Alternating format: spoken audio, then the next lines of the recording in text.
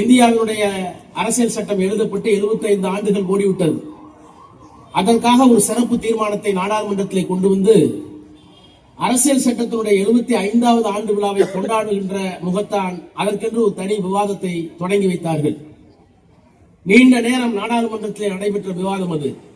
அதிலேயும் திராவிட முன்னேற்ற கழகத்தின் சார்பில் அரசியல் சட்டத்தை பயின்றவன் என்ற வகையில் நம்முடைய அன்பு தலைவர் முதலமைச்சர் அவர்கள் என்னை இங்கே உரையாற்ற அழைத்தார். நான் அநேகமாக 4வதாக அந்த வரிசைப்படி முதலில் பிஜேபி தொடங்குவார்கள், அதற்கு பிறகு காங்கிரஸ், அதற்கு பிறகு அடுத்த இடத்தில் இருக்கின்ற திரிணாமுல் காங்கிரஸ், அதற்கு பிறகு அகிலேஷ் யாதவ் சமாஜ்வாதி கட்சி, அதற்கு பிறகு எண்ணிக்கை அடிப்படையில் திராவிட முன்னேற்ற கழகம். பிஜேபி தொடங்கி வைத்தது, காங்கிரஸ்காரர்கள் பதில் சொன்னார்கள். அதற்கு பிறகு மேற்கு வங்காளத்தில் பேசினார்கள், அகிலேஷ் பேசினார். எல்லோரும் என்ன சொன்னார்கள் என்றால், ஜனநாயகத்தை பாதுகாக்கிறோம், அரசியல் சட்டத்தை பாதுகாக்கிறோம் என்று சொல்லுகிறீர்களே, இந்திரா காந்தி அம்மையார் அரசியல் சட்டத்தில் சொல்லப்பட்டிருக்கிற ஜனநாயகத்தை காப்பாற்றினாரா? திமுக இருக்கிறார் டி.ஆர். பாலு, உங்களை பிடித்து சிறையிலே போடவில்லையா? மேற்கு வங்கத்தில் அவரை பிடித்து சிறையிலே போடவில்லையா? அகிலேஷ் உங்களுடைய தந்தையாரை சிறையிலே பிடித்து போடவில்லையா?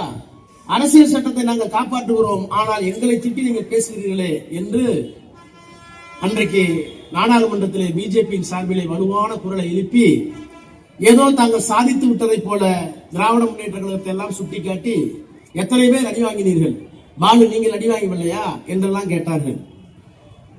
திராவிட முன்னேற்ற கழகத்தின் சார்பில் உரையாற்றுகிற போது நான் சொன்னேன், மிக விளக்கமாக சொல்ல வேண்டும் என்பதற்காக சொன்னேன், அவர்களுக்கும் புரிய வேண்டும்.